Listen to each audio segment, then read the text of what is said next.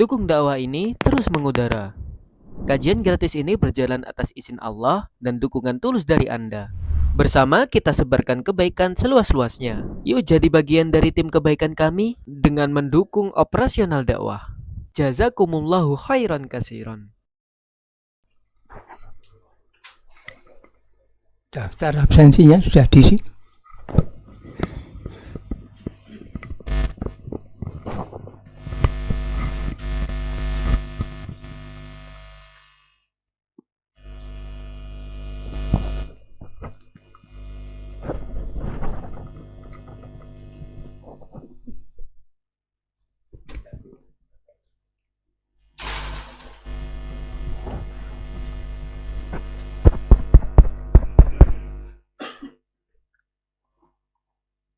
Belum selesai.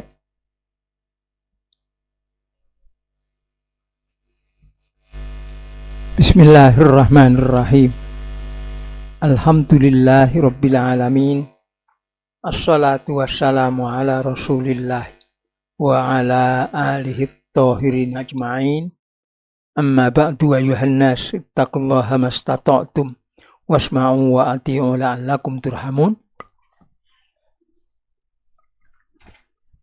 Bulan lalu kita sampai di diktatnya halaman 40 sampai keterangan ayat ke-24 dari surat As-Sajdah. Wa ja'alna minhum umatan yahduna bi amrina lama sabaru wa kanu bi ayatina yuqinun. Kita lanjutkan berikutnya, ini masih pembicaraannya masih pada bab yang kelima, babu khiyaril umara wa syiraruhum.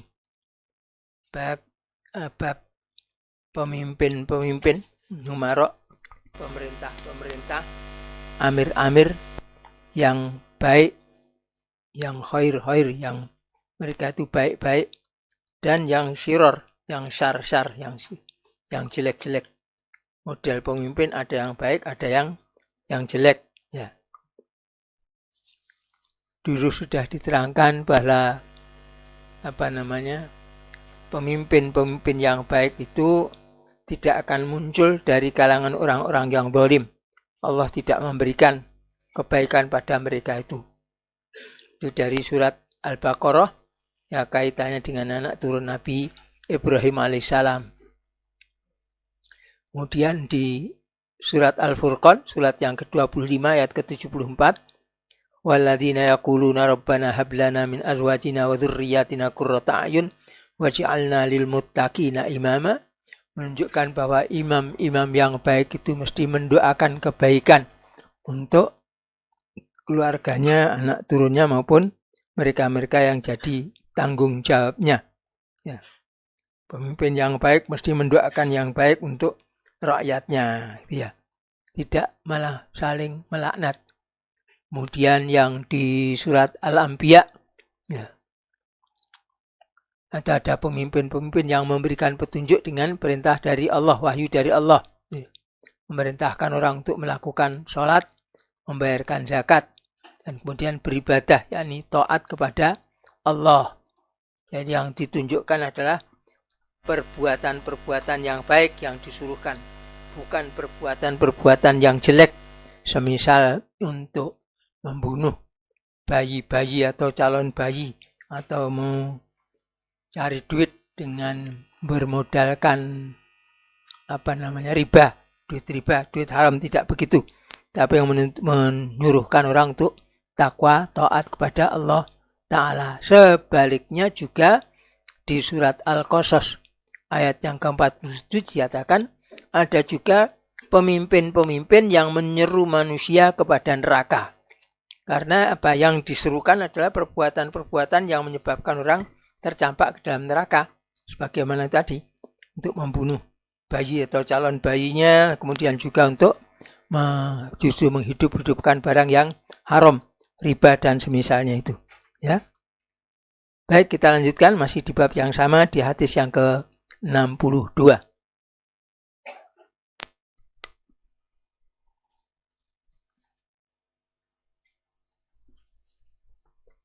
An Abi Hurairah anin Nabi sallallahu alaihi wa alihi wasallam qala.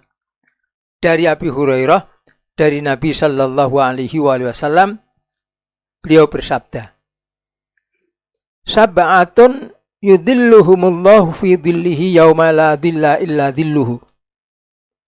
Sab'atun ada 7, maksudnya 7 macam manusia, 7 golongan manusia. Yang yudhilluhum akan menaung-naungi mereka itu. Siapa yang menaung-naungi mereka? Siapa yang akan menaungi mereka itu adalah Allahu Allah. Kapan? Atau bahkan fi dhillihi di naungannya. Kapan? Yauma di hari yang la dhilla illa dhilluhu. Tidak ada naungan kecuali hanya naungannya, yakni di hari kiamat. Ini ya juga samping menyampaikan isinya juga dilatih untuk pelatihan membaca Al-Quran. Bacanya lo, jangan ganti zal. Sebab ada 3 huruf yang kalau bacanya tidak tepat jadinya sama. Dot di kasroh, lo di kasroh, zal di kasroh. Bacanya zi, podo wae, bedanya apa? Itu ya mestinya lo itu mengucapkannya itu mecucu. Maksudnya menyimpan hawa dalam mulut ini. Kemudian mengeluarkannya itu digembos. Gembos bukan ngejos ya. Digembos gak gitu, sebagian-sebagian itu. Jadi zalimin. Nah kalau bot hawanya dikumpulkan dalam mulut lalu dikeluarkan sekaligus. Bot. Ya. Bo, walau bol, gitu, bo. Kalau ini yang naungan di sini bukan pakai bo, bukan di, tapi apa? Yauma la dhilla illa dhilluhu. Bukan dhilla illa dhilluhu. Oh, dhil, kalau kerendahan, kalau dhilla, kalau kayak zal, ini bukan zal, tapi bo. Yauma la dhilla illa dhilluhu. Gitu. Baik. Saya lanjutkan. Ada 7 golongan yang Allah akan memberikan naung-naungan kepada mereka. 7 macam, 7 gocok, 7 macam manusia, 7 golongan manusia itu di hari kiamat nanti. La dhilla illa dhilluhu adalah di yauma itu adalah yaumul kiamah. Nomor 1, al-imamul adilu. Imam yang adil. Pemimpin yang adil. Maksudnya pemimpin yang adil ini pemimpin Islam, bukan pemimpin kafir. Pemimpin kafir tidak mungkin adil. Sebab yang namanya adil itu menempatkan sesuatu pada tempat yang semestinya. Itu adil. Lawannya zalim. Zalim itu menempatkan sesuatu tidak pada tempat yang semestinya. Atau tidak menempatkan sesuatu pada tempat yang semestinya. Itu namanya zalim.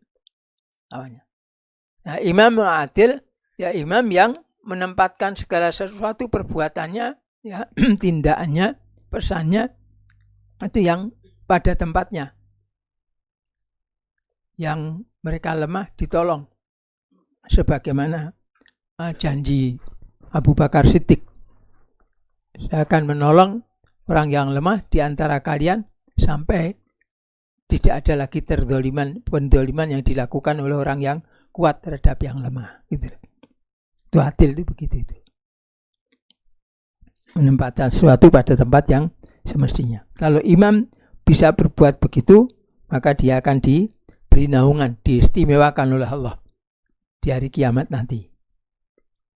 Apapun juga keadaan dia. Maksudnya mungkin amalannya yang lainnya kurang, tapi dia berbuat adil dalam kepemimpinannya, keamirannya, maka dia diberi keutamaan oleh Allah Ta'ala dengan tadi. Lah, imam jangan diartikan sekedar pemimpin ngono wae. Ini imam bukan imam sholat. Ini imam maksudnya pemimpin, tapi bukan semua pemimpin gitu. Terus maksudnya pemimpin partai, ya, pemimpin negara, presiden RI, presiden Amerika, presiden apalah gimana. Terus mungkin perdana menteri, Suriah apa mana, atau Rusia atau mana, apa Jepang atau yang lain. Tidak, bukan itu yang dimaksud. Ya.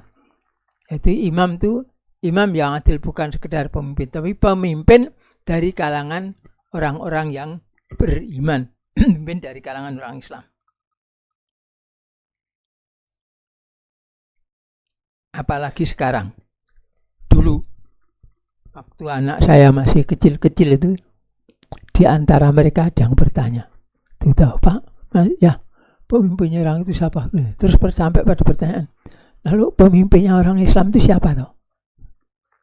Saya tidak bisa jawab. Iya ya jawab ya.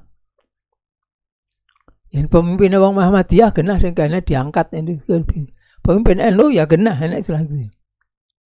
Pemimpin Persis ya enak juga gitu. Tapi pemimpinnya orang Islam siapa sekarang? Yang dimaksud imam di sini itu imam dari kalangan orang-orang Islam tadi. Nah terus yang ora enak imame, ya ora enak yang akan dapat naungan dari Allah dalam golongan yang seperti ini, yang dimaksud ini gitu loh ya. Jadi kalau ini dipakai pada ini, jadi pemimpin itu harus adil, tidak cocok.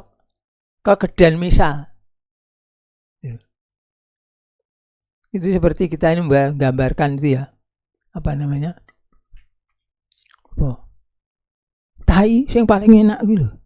Wong tai kok paling enak ya ora enak lho. Dudu hitungan itu bape. Jadi pemimpin-pemimpin dunia yang ada sekarang ini, wallah alam saya tidak tahu gitu ya. Terutama negara-negara yang ada itu. Tidak termasuk dalam golongan ini gitu loh ya. Banding niku mau. Sik mending tai sing paling mambu kaya ngopo ngono iki apa?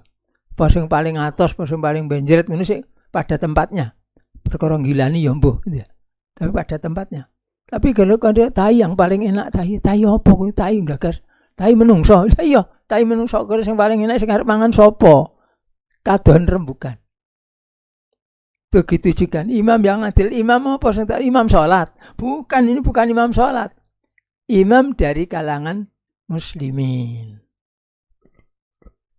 Ya, wong Islami baik pemimpinnya enak pora. Sampai hari ini masih tinggal-tinggal ya. Tapi tukang kisruh banyak. Tukang ngoyoworo banyak. Atau maaf, ada beberapa yang mengaku sebagai pemimpin yang sah untuk orang Islam seluruh dunia. Yang mengaku. Ada begitu. Maka karena saya sendiri secara pribadi memang sudah mendalami itu, kalau ada pemimpin sudah pernah silakan ngaku pemimpin jamaah tak parani, tak kenali, tak koni, tenane piye. Sehingga saya kenal, sudah berdialog juga dengan pendirinya Islam Jamaah yang sekarang ini pakai jaket atau mantel LDI itu ya. Sudah pendirinya namanya Haji Nur Hasan Ubaidah. Saya temui di rumahnya saya di Kertosono sana. Terus grupnya Jamaatul Muslimin Hizbullah. Itu tidak sempat ketemu Wali Al-Fatah pendirinya karena sudah meninggal, sudah wafat beliau. Sejak saya tahu soal itu belum pernah ketemu. Yang ketemu salah satu pembesarnya, tokohnya sana, almarhum Kiai Su' Tabrur ya, dari Pekalongan, Rawayoso. Ya, itu sudah. Ya. Kemudian juga pecahan dari Jamaatul Muslimin Hizbullah. Pecahannya itu namanya Jamaatul Muslimin. Marhaban bihudurikum. Ya. Jamaatul Muslimin. Wis cocok mbek Rasul bahasa Arab pokoknya jenenge Jamaatul Muslimin. Saya juga kenali datang ke Majalaya sana ke pemimpinnya pada waktu itu. Ustadz Yusuf Rahmat. Nah, tapi juga, tujuan saya memang kalau memang betul benar tak parane, tak melu saya. Gitu loh.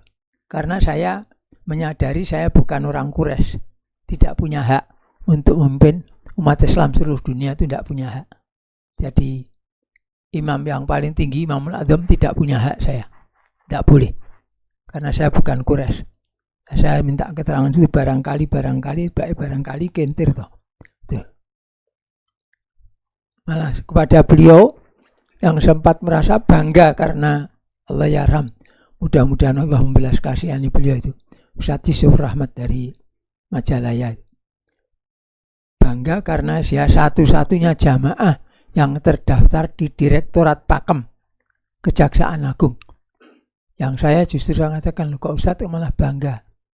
Itu Direktorat Pakem itu Direktorat Kejaksaan Agung, namanya PAKEM, kependekan dari P pengawas, A aliran, kepercayaan dalam, M masyarakat. Jadi Ustadz dan kelompok Ustadz itu dianggap sebagai aliran kepercayaan. Kok malah bangga gitu. Yang beringkasnya itu saya juga tidak ikut karena ternyata bukan yang saya cari. Meninggal diganti oleh Ustadz Mu'adi, almarhum, itu guru kepala SD di daerah di kota Cirebon sana. Terus itu wafat digantikan oleh Ustadz Ahmad Sukamto, teman saya di Surabaya dulu. Waktu teman kuliah, waktu di Fiat, temannya ini Ustadz Ja'far ini juga teman kami. Sekarang jadi amirnya sana. Sudah lama belum ketemu lagi. Janji kalau ini cetak ulang mau minta katanya. Tapi karena tidak jedul, tidak tahu alamatnya juga. Cuma dulu tinggal di Surabaya sana. Ya. Itu ada begitu. Demikian juga jamak tabligh. Waktu itu ada yang pada kongres muktamar di New Delhi kalau tidak salah, di India. Yang saya pernah datang pusatnya di Bombay waktu itu. Itu kongresnya katanya di New Delhi. Saya pesan pada orang berangkat dari sini, misalnya, kamu ketemu pemimpinnya pusat sana, tanyakan apakah yang dimaksud ini dengan jamak tabligh ini itu jamaatul muslimin yang ditunjuk dalam hadis itu, yang mengumpulkan muslimin seluruh dunia dan ada amirnya. Kalau iya, saya akan datang sana untuk tabayun. Kalau memang benar saya mau ikut sana. Tapi ternyata utusan dari Indonesia itu balik dari kota asal ini memberitahu pada saya, sudah saya sampaikan dan ternyata menurut beliau bukan. Ini bukan itu. Ini sekedar kelompok yang berusaha untuk bertabligh, mengundang manusia ke masjid-masjid, kacanya begitu. Ya sudah, bukan itu macam begitu. Jadi serius saya cari, termasuk waktu ada pengakuan katanya ISIS, Islamic State di Irak dan Suriah, pemerintahan Islam di Irak dan Suriah. Itu ada pemimpinnya siapa namanya, pakai jubah hitam. Wah, jubah hitam itu kalau orang Timur Tengah itu menandakan dia itu keturunan Rasulullah Shallallahu Alaihi Wasallam, kalangan habaib kalau di sini sebutannya. Itu macam begitu itu. Lah barangkali memang betul begitu, tapi kemudian tanya, loh, terus statement, ya mereka cuma urusan Irak dan Suriah saja. Loh, kalau Irak dan Suriah ya bukan itu. Sebab yang dimaksudkan dengan imam sini, imam untuk seluruh dunia. Karena muslimin seluruh dunia ini harus menjadi satu di bawah satu pemimpin, seorang pemimpin, dan pemimpinnya itu bukan saya, karena bukan saya yang ngomong ini, karena salah satu syarat mereka itu adalah mesti harus orang Quraisy itu, ya. Sebagai nanti tentang sebab tentang tanda-tanda atau keterangan-keterangan tentang itu tadi, ya. Sudah tentang Imam Adil. Yang kedua, syabun nasya'a fi ibadati rabbih. Jadi sebenarnya yang berkaitan dengan Kutab ini, rasalah ini sebenarnya tentang itu, imam yang adil tadi. Bahwa orang Islam itu harus punya imam. Kalau tidak punya imam ya bagaimana? Artinya kondisinya kondisi darurat. Ya. Yang kedua, syabun. Syabun itu remaja. Remaja itu biasanya umurnya sekitar ya 20-an tahun gitu. Kurang sedikit atau lebih sedikit. Tapi bukan kok lebih 30. Syakat sudah syekh. Sudah orang tua itu. Ya. Jadi syab, remaja yang nasya'a, tumbuh. Badannya masih tumbuh. Fi ibadati rabbihi, dalam beribadah kepada Tuhannya. Maksudnya anak remaja yang selama badannya itu masih tumbuh, itu masa remaja itu diisi dalam keadaan beribadah pada Allah Ta'ala, suka beribadah pada Allah Ta'ala. Dan kalau di hari-hari ini saya tidak mendapati kecuali anak-anak muda yang mereka itu tekun di dalam beribadah, termasuk diantaranya menuntut din, ilmu ulumuddin, Al-Qur'annya atau hadisnya atau fikihnya dan sebagainya. Dan kemudian diamalkan. Makanya saya tadi juga sempat menanyakan ke Ustadz Abdul Razak itu. Mbak ditelepon Ustadz Joko Wahyudi itu ditanyai. Sampai sekarang kok tidak kelihatan, tidak ada anak Ma'at yang ikutin. Apa ada? Oh, di utara. Nah kalau tidur kan tidak tahu.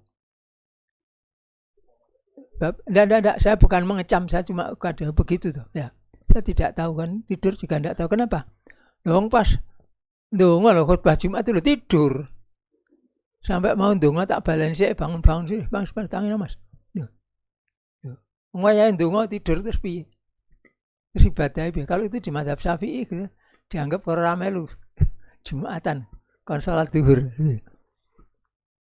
Sama dengan salat tidur gitu. Karena kalau di mazhab Syafi'i ibadah Jumat itu isinya khutbah dengan sholat dan keduanya itu bersambung. Sehingga kalau batal khutbahnya, batal sholatnya, batal khutbahnya. Sehingga imam berkhutbah harus dalam keadaan suci, seperti dalam keadaan sholat itu. Kalau di mazhab Syafi'i macam gitu. Ya baik gitu ya, saya lanjutkan ya. Apa khutbah Jumat itu apa? Nah, ada yang tidur, ada yang melek enggak? Ada yang tidur. Ada yang melek enggak? Mudah-mudahan melek dengarkan ya. Artinya di syab, dia masih remaja dalam keadaan tumbuh suka beribadah. Sebab apa? Kita tahu remaja seperti di sekarang ini juga lebih lagi. Di luar sana remaja isinya tuh. Saya baca barusan di koran hari ini di Grogol itu ada bacok-bacokan. Kalau orang Madura bilang carok itu. Mati 2 biji. Bawa celurit sama bawa pedang. Bacok-bacokan di situ. Grogol. Kalau sini Grogolan, di kota sini namanya Grogol ya. Dekat Solo Baru itu dekatnya. Dekatnya Pak siapa sini? Yang suka situ. Pak Abbas sama dekatnya lagi. Ya, barang apa namanya? Kelompok sana ada terjadinya di situ maksud saya menurut koran. Kerjanya macam begitu itu. Kalau tidak nanti ura-ura bal-balan rono-rono. Dan ternyata di situ ada perjudian. Kalau tidak balapan motor gitu. Nanti akhirnya tabrakan jungkel mati gitu. Kalau tidak terjadi berapa tahun yang lalu menjelang di mungkin awal-awal itu musim Covid itu ya.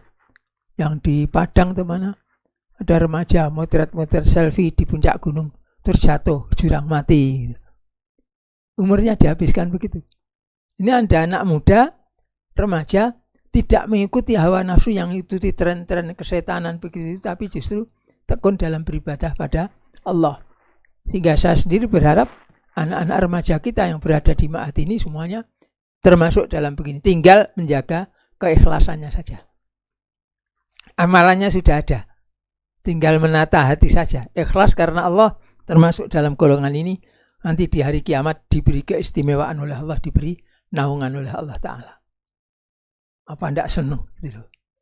Diberi, dikhususkan. Tidak seperti orang-orang yang lainnya. Nah ini tidak semua orang tahu. Gitu. Kecuali mereka yang belajar sini. Sudah dibacakan hadisnya. Tidak berada dalam lingkungan begitu. Bagaimana dia mau tumbuhnya diisi dengan ibadah pada Allah? Kalau ini kan sudah terbuka. Ya, bangun tidur malam-malam belum subuh sudah dibangunkan sholat malam, berdoa, kemudian sholat subuh. Habis sholat subuh mendengarkan pengajian di situ. Cuma saya kontrol sih sudah turun, saya diberi laporannya. Pada tanggal sekian yang ngantuk ini tidur ini. Tanggal sekian itu ada. Memang saya minta laporannya. Belum lagi saya sendiri sering datang itu. Mbah kecatet pora. Ada mulai pengajian, ada di luar sini, sebelah selatan sini. Itu anak-anak dengarkan. Di utara itu sampai saya sempatkan, tak parani. Saya tidak marah, saya ngatakan anak-anak itu loh, kumpulan sana dapat pahala. Ayo ngaji yuk. Sana. Rugi kamu. Di sana diujarkan, dibacakan ayat-ayat Al-Quran, diterangkan kamu tidak hadir. Rugi. Sini ayo kita ngaji aja. Macam itu. Saya berharap juga ada orang yang lebih muda dari saya yang sempat ngoyak-oyak itu. Nah, tidak cuma sekedar hadir, tapi juga ikut membantu mengingatkan mereka. Mumpung mereka masih dalam masa remaja mereka itu. Mereka tumbuh dalam keadaan sungguh beribadah pada Allah. Ya sholatnya, ya muta'alahnya, ya zikirnya, ya semua amal solehnya yang lain-lainnya. Niatannya beribadah pada Allah Ta'ala. Macam itu. Nah, bagi bapak-bapak yang punya anak-anak remaja, diasung, ya disuruh supaya umur mereka, waktu-waktu mereka itu diisi untuk beribadah kepada Allah Ta'ala. Sekali lagi, menuntut ilmu dinul Islam ini juga ibadah kalau itu diniatkan untuk ibadah pada Allah, mengagungkan Allah Ta'ala. Gitu ya? Itu yang nomor 2. Yang nomor 3, rajulun qalbuhu mu'allaqun fil masajidi. Rajul, orang, maksudnya orang laki-laki ini yang qalbuhu hatinya itu mu'allaqun, tergantung. Kalau orang Jawa mengatakan kemantil-kantil, tergantung. Ya. Fil masajidi, di masjid-masjid. Tidak harus satu masjid tertentu saja, tapi pokoknya dia senang untuk kembali ke masjid. Gunanya apa? Untuk persiapan sholat, selalu zikir, ingat pada Allah Ta'ala dengan lisannya dan dengan hati dan perbuatannya. Itu macam begitu. Orang yang kepengen kembali ke masjid, bukan kemarin kembali ke masjid untuk tidur, karena di sana tidak ada yang oprak-oprak. Kalau di rumah dioprak-oprak bapaknya, ibune, istrinya, anaknya, gitu ya. Orang pergi ke masjid ngungsi, bukan begitu. Tujuannya ke masjid adalah untuk zikrullah.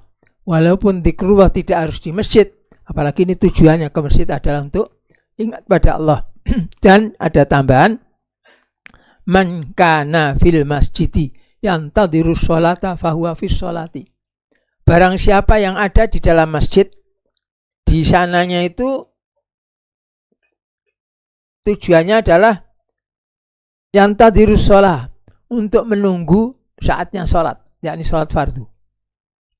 Datang ke masjid untuk sholat zuhur bukan pas jam 12 atau 12 kurang 10 sekarang ya. Tapi mungkin setengah 12 sudah datang, atau mungkin lebih awal lagi. Niatannya untuk nunggu sholat tadi. Itu pahalanya seperti orang yang sholat. Demikian juga sudah sholat, duduk. Kadang-kadang saya ingatkan ada anak-anak, bahkan imamnya pergi dari tempatnya, mundur barang 2 jengkal itu dari softnya. Loh, rugi kamu. Sebab di hadis dikatakan, innal malaikata tusolli ala ihdikum. Sesungguhnya para malaikat itu mendoakan atas salah seorang di antara kamu sekalian, madama fi musallahu, selagi dia masih berada di musallanya, alladzi shalla fihi, yang dia sholat itu padanya. Sebagian orang ada yang mengatakan, ya musola itu, musola kan gede-gede, musola seperti sudah ada musola bisa cukup untuk 20 orang, ada musola cukup untuk 50 orang dan sebagainya gitu. Loh, yang begitu malah luweh omboneh dan hadis wa julia liyal ardu masjidan. Wah, itu bumi gitu. Jadi sebagai sholat selagi ini sih neng bumi kono, durung mabur apa durung angsep, didongakne malaikat terus. Lah hadise maris hadis raming sra enek maknane lho yen kaya ngono. Fahammu. Ndak.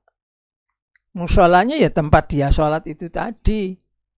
Kalau tidak, kalau diartikan bangunannya ini ya bangunan yang ini wong sholat nenggon pinggir dalan kaya terus sak dawane lurung no. Mongko lurung itu senajan dawa kalah dawa karo gurung yang jarine wong Jawa. Tahu gurung? Sak dawa dawane lurung isih dawa gurung. Gurung ini lahir. Maknanya ya, jalan itu boleh panjang, tapi ini omongan orang itu panjang terus nyambung, tidak ada habis-habisnya. Menyiarkan sesuatu, membicarakan sesuatu yang tidak ada gunanya. Karena bisa ada lurung nyiar nih berita-berita apa itu. Tidak peduli itu berita itu benar atau salah. Dah tidak ada kaitannya dengan hadis. Cuma tadi soal gurung tadi. Ya. Nah, jadi kembali ke tadi. Rajulun qalbuhu ma'allaqun fil masjid, kepengen kembali ke masjid lagi. Tuh. kepingin sana. Kalau yang berada di masjidnya, itu ya di dalam shofnya tadi. Musallahul ladzi shalla fihi. Kemudian yang keempat, warajulani, dan dua orang yang tahabba fillahi. Bacanya bukan tahabba gitu kalau cara Quran, tapi kalau ini tidak apa-apa. Tahabba. Itu ada mat wajib mutsaqal kilmi kalau itu Al-Quran. Kalau bukan Al-Quran tidak ada kewajiban baca begitu. Tahabba gitu. Saling mengasihi, saling mencintai, fillahi, dalam Allah, maksudnya karena Allah, karena urusan Allah. Ijtama'a alaihi, keduanya itu berkumpul atasnya, atas perintah Allah, atas mengikuti aturan Allah, atau atas menjalankan agama Allah Ta'ala. Wa tafarraqa alaihi, dan berpisah atasnya. Berpisah itu maksudnya bukan bermusuhan, bukan. Ijtama'a, berkumpul di satu tempat untuk kepentingan yang sama, karena kepentingannya adalah untuk beribadah kepada Allah, li'ila'i kalimatillah. Satunya asalnya dari Papua, satunya asalnya dari Norwegia. Norwegia iki ndi? Mbuh aku orang tahu tekan kono kok. Rasa takon ya. Ketemunya itu berada di misalnya di Jeporo, Jeporo ki ngendi gitu. Karena tujuannya apa? Sama-sama berdakwah di situ, bertabligh situ. Wa tafarraqa alaihi, berpisah karenanya. Ini dua orang sudah sama-sama dari Solo asalnya. Terus sekarang berpisah. Satunya harus berdakwah di Solok. Solok itu di Sumatera sana. Nah, daerah Sumatera Barat sana. Solok, kalau sini Solo. Saya bilang Solo, Solok. Solo. Solo pundi? Ini ku Jawa Tengah. Oh, Solo. Wih Solo. Dan Solo ramudeng. Saya seraku wong Jawa protes. Kenapa? Tidak ada Kiai Solo, itu tidak ada. Ini disebut kota Solo karena ada kuburan Ki Gede Solo. Ki Gede kuburnya di dekat alun-alun di sebelah sana. Gedung Lumbu situ. Itu waktu keraton Kartosuro pindah ke sini, cari tempat kebun itu yang dicul nih. Kok kebun ini mandekin yang berhenti di situ. Itu waktu itu banyak tanah kayak rawa gitu loh. Gitu. Maka itu disebut dipilih situ. Nah, di situ sebelah situ ada seorang orang tua tokoh kiai namanya Ki Gede Solo yang sudah wafat juga dikuburkan di tempat situ. Nah, maka disebut iki gawe negara Solo, kutane kuda Solo. Terus Surakarta ini nama kerajaannya sebenarnya. Surakarta Hadiningrat. Itu. Di sana Kartosuro. Kemudian Surakarta itu. Lah, mulai kotanya nama Kutha Solo, bukan Kutha Solo. Nulisnya Jawa juga huruf so sama lo. Dua huruf. Saya ngerti tulisan Jawa kok. Ya. Kalau Solo nulisnya taling so tarung, bacanya so. Terus taling lo tarung. Ada taling tarung itu baca menjadi lo. Jadi taling tarung di tengahnya ada huruf so. Jadi bacanya so kalau gitu. Terus kalau taling tarung di tengahnya antara taling dengan tarung tadi ada huruf lo. Bacanya lo, Solo. Tapi nulisnya tidak begitu. Tulisnya huruf so sama huruf lo. Bacanya tidak bisa Solo, Solo. Orang anak kutha Solo, tidak. Cuma dua item saja, bukan 6. Hanya orang Belanda, lidah Belanda tidak bisa mengatakan Solo ya, Solo. Saya mau pergi ke Solo ya. Mereka kan begitu. Solo dengan makna itu juga bahasa Belanda artinya sendiri. Mungkin pernah dengar istilah solo gitar, solo organ, organ itu. Solo organ maksudnya orang main organ sendirian, bukan orang ini. Alatnya, organnya itu satu saja. Tidak ada gitar, tidak ada lainnya, itu saja. Disebut solo organ. Gitar solo ya gitu, main gitar sendiri saja. Tidak 2-3 orang, sendiri saja. Itu solo gitar itu maksudnya begitu. Jadi kalau kota Solo Malaysia ini ngaji malah kampanye Kutha Solo lah. Solo. Wis ben ora nuruti wong-wong karepe ngene. Orang-orang tadi ada tamu. Jadi memang Ustadz ini ya termasuk kontroversial gitu. Nah, karena versi ini sapa ngono bae. Karena dengar adzan di sini tadi subuh ada lewat dekat sini. Ini kok adzannya aneh gitu.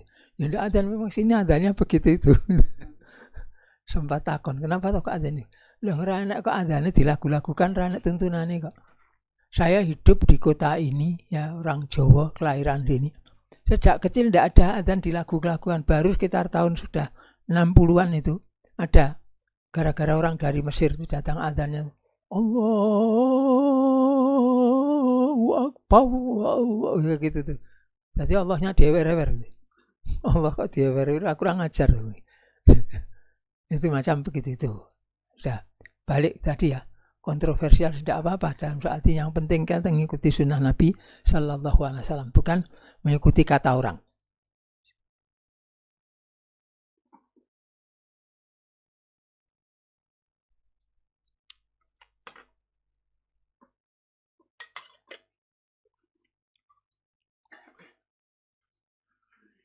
Jadi apa namanya? Berkumpul dan berpisahnya karena bukan berpisah bermusuhan, bukan. Ada yang mengartikan begitu. Sudah kita pisah saja karena Allah, saya tidak mau lagi sama kamu. Bukan itu yang dimaksud. Yang bodoh ramu di hadisir atau ngaji, bukan begitu. Berpisahnya itu berpisah baik-baik karena Allah. Satunya harus berjuang di sana, satunya berperang di sana. Jane karepe ya bareng-bareng gitu. Tapi karena kepentingan di jalan Allah itu lebih penting dari kepentingan pribadi maupun keluarganya, tidak apa-apa. Kamu berangkat sana, saya berangkat ke tempat lain. Tidak harus dakwah neng sanggon, ndak. Dakwah ya boleh, tapi kita akan ke Jepang ya podo ae yang Jepange. Yang Batul ya podo Bantule. Tidak harus begitu. Yang dimaksud itu istama alaihi, berkumpulnya karena Allah, tafarraqa alaihi, berpisahnya juga karena Allah, karena taat kepada Allah, harus menjalankan perintah Allah, maksudnya begitu.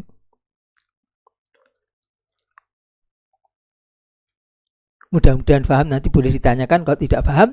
Berikutnya warajulun talabathu mra'atun dzata mansibin wa jamalin. Rajulun, ada seorang laki-laki.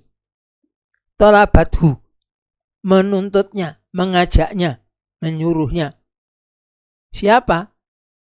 Imra'atun, seorang perempuan yang dzatu mansibin, yang mempunyai nasab, mempunyai kedudukan, posisi, wa jamalin, dan kecantikan. Dan cantik maksudnya ini. Cantik lagi berbangsa atau berposisi, punya kedudukan. Sudah diajak oleh perempuan yang seperti itu, bukan perempuan yang yang jelek rupanya, padahal elek yang relatif ya. Faqala, lalu berkata, ini akhafullah, sesungguhnya aku ini takut kepada Allah. Jadi maksudnya perempuan tadi mengajak si laki-laki untuk berbuat mesum, untuk berbuat cabul, puncaknya untuk berzina. Ya kok ngantek dijak toh. Padahal kebanyakan, maaf, kalau cara ilmu, itu ilmu jiwa ya, itu belajar yang bener ilmu Cina ini, bang. Itu laki-laki itu lebih agresif dari perempuan. Urung dijak we nyosor ngoyak karepe kok. Yang tidak punya malu, tidak tunduk kepada syariat, gitu. Illa man rahima rabbuh. Ora sah dijak we ngoyak nyosor, ora gelem ke meksa kok piye. Lah iki ora sah dadak meksa, ora sah dadak ngejak, malah dijak. Tung sing ngejak ya rupane ora kaya celeng, maaf. Rupanya ya putih mulus, mungkin malah juga lulusan Putri Solo apa Putri Indonesia atau Miss Universe, mungkin begitu. Rupane kaya ngono kuwi. Tapi saya ngudorokso sithik, maaf, mudah-mudahan tidak maksiat saya ini. Saya roh kuwi sing jarine Putri Indonesia, Miss Universe iku mangsaku kaya kadal mangap juga. Untuk kaya ya kudane langop ngoten niku lho. Lagi ayune nang ndi, saya terus terang tidak bisa melihat gitu. Mata saya begitu. Seperti halnya untuk bandingkan, saya itu melihat cincin, ada matanya berlian gitu, gelang, kalung ada berlian. Itu kok iki api itu tidak tahu api nang ndi. Mata saya itu tidak bisa melihat gitu. Tapi bagian didol payu larang ya ngerti ya. Jadi pomo dikek wong niku pol-pole ya didol wae regane larang. Karena tidak bisa menikmati eloknya di mana itu tidak bisa. Terus terang. Soal lain ya, soal pribadi tidak sama. Kembali tadi. Ini ada laki-laki dijak berbuat mesum. Tidak usah dadak dia ngajak-ngajak, malah diceluk, diundang. Mungkin karena gantengnya, mungkin karena kekayaannya. Kaya sapa? Ridwan Kamil. Ceritanya di koran juga gegeran gitu. Tuh, Ridwan Kamil itu ganteng para jariku. Ya biasa itu kupingnya ya loro tok. Rane ini. Itu loh, macam begitu itu. Itu ternyata dia tidak karena itu. Entah karena dia sangat ganteng, sangat pinter, sangat kaya tapi yang jelas perempuannya yang nyosor ngoyak. Padahal biasanya perempuan lebih punya malu. Yang laki-laki lebih ganas biasanya, lebih agresif. Tapi malah terbalik. Apa kalah zamannya Nabi Yusuf itu loh. Ya, Nabi Yusuf karena gantengnya dioyak-oyak si Zulaikha. Dan ternyata bukan cuma Zulaikha. Waktu Zulaikha dikecam gitu, ayo kowe saiki tanganmu dotok irisi gitu. Merasamu aku gak mumet dah. Kira-kira begitu si Zulaikha ini. Kamu sampai ngirisi tangan kamu, untung saya tidak pasai ngiris guluku dewe gitu. Saking orang gantengnya Nabi Yusuf itu. Ya Allah alam, saya termasuk tidak ngerti. Justru mangsa kula nyun sewu nggih. Wong ganteng ya wis biasa ya. Wis padha mbek liyan nek sing bunder, nek sing pesagi, nek sing rada lancap dawa. Biasa menurut saya. Bedake ra iso bedakne gitu loh. Baik, kembali tadi ya. Ini sudah diajak oleh perempuan yang cantik, paling tidak menurut pandangan dia tentunya dia lagi berposisi mungkin jadi anggota DPRD atau DPR pusat, apa jadi menteri beruang, menteri atau jadi gubernur, apa jadi mungkin begitulah. Tapi dia tidak mau. Kenapa takutnya? Ini akhafullah, saya takut pada Allah. Takutnya bukan karena ndak nanti kebongkar koran saya celaka, saya disiarkan di medsos. Bukan karena itu. Takut pada Allah Ta'ala. Itu macam begitu. Di sini fungsinya keikhlasan itu. Imam Adil juga karena Allah. Ya, orang mencintai juga karena Allah. Ya, itu macam gitu. Sudah tadi. Di mana tadi? Kok mencolot? Warajulun tasaddaqa akhfa. Dan rajul seseorang yang tasaddaqa, dia bersedekah akhfa secara tersembunyi. Hatta sampai karena tersembunyi, la ta'lamu shimaluhu. Sebelah kirinya tidak mengetahui ma tunfiku yaminuhu. Apa yang tangan kanannya itu belanjakan atau infakkan. Sebelum terlanjur menginginkan kata-kata rojul itu lafadznya dalam bahasa lafadz mudzakkar. Secara biasa dia berlaku untuk orang laki-laki satu. Tetapi ini kalau dalam bahasa Indonesia terjemahnya bukan orang laki-laki tapi seseorang.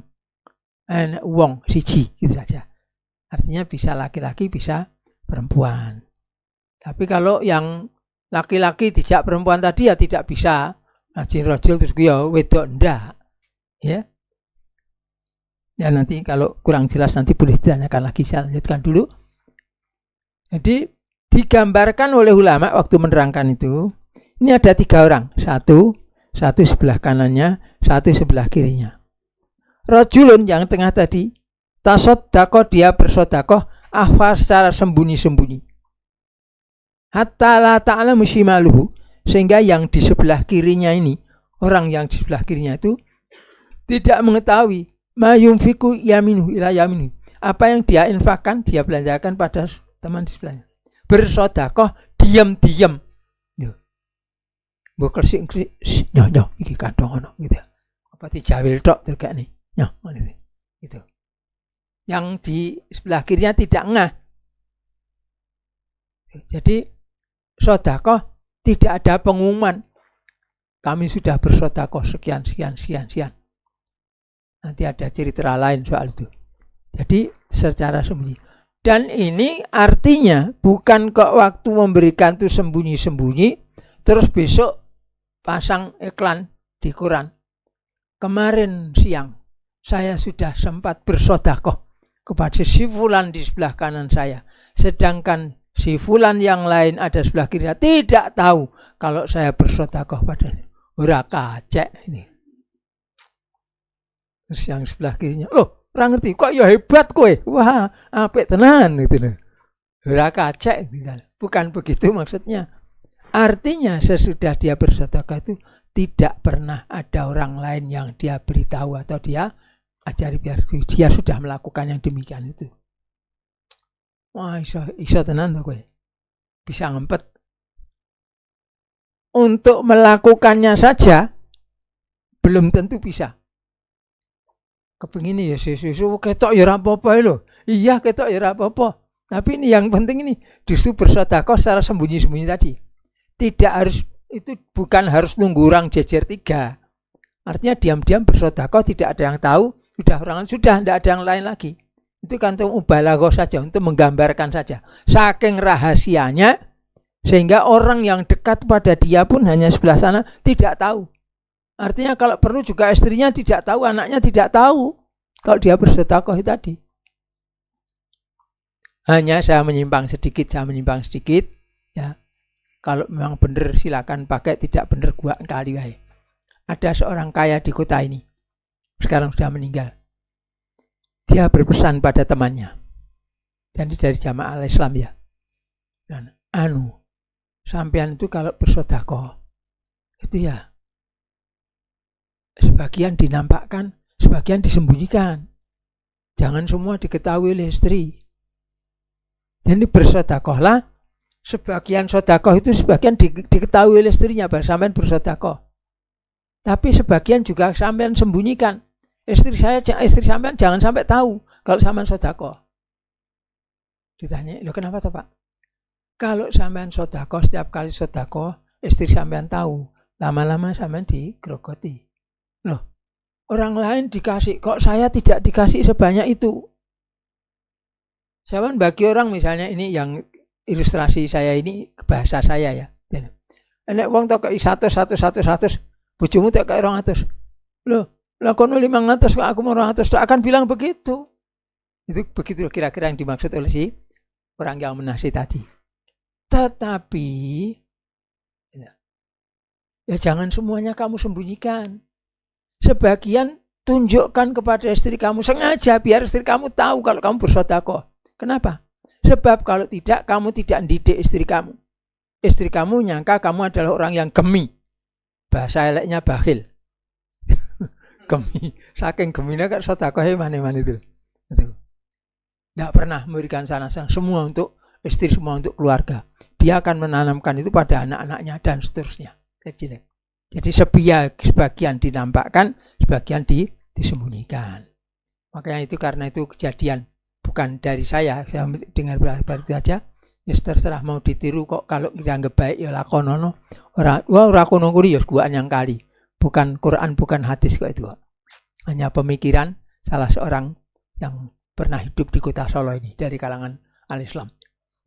Baik ya, saya lanjutkan. Jadi bersedekah secara sembunyi-sembunyi. Nah, jangan sampai nanti sedekah sembunyi-sembunyi baru diceritanya walaupun 5 tahun kemudian. Ya sama saja. Namanya sembunyi-sembunyi itu tadi. Sampai tangan kirinya orang yang sebelah kirinya pun tidak tahu kalau dia sedekah pada orang sebelah kanannya. Mergo disembunyikan benar macam begitu. Karena Allah semata-mata. Wah, ya bisa saja. Dicoba dulu aja mungkin bisa. Beratnya itu di sini. Bukan di sini atau di sini. Beratnya itu nanti di sini. Dan harus ngempet lama loh. Sampai mati loh. Gue agak 2 tahun serah kuat. Terpaksa cerita. Wah, saya terpaksa minta maaf. Sopo kowe iki? Entek-entekane ya itu kepengin menunjukkan tadi. Gitu nggih. Terus